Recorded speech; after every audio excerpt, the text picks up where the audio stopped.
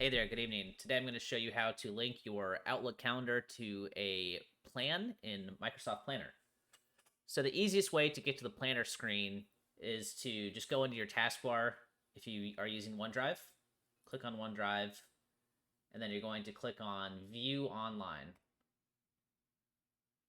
Once you are here, and I'll have to blur some stuff out, you're going to click in the upper left-hand corner, then you're going to click on Planner.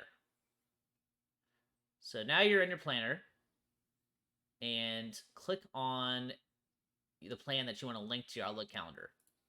So I'm going to use this YouTube tasks plan. And then you're going to click on the three little dots in the center.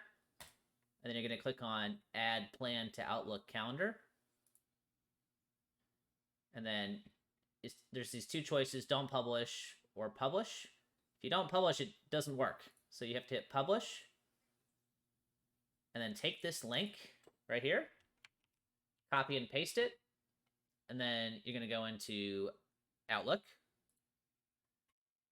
And then you're going to go into, click on the calendar button, and then click on add calendar in the upper center.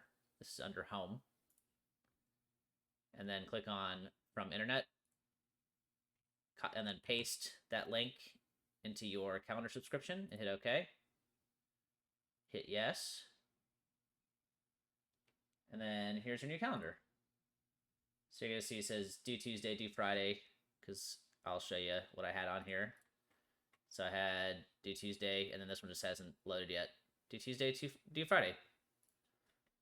And you can combine them. So if you have two calendars open, you can click on the arrow to overlay.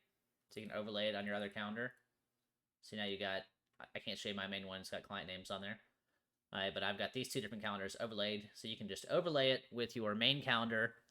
And now you've got your plan and tasks on top of your Outlook calendar. I hope that was a nice and short answer. Let me know if you have any questions. Thanks.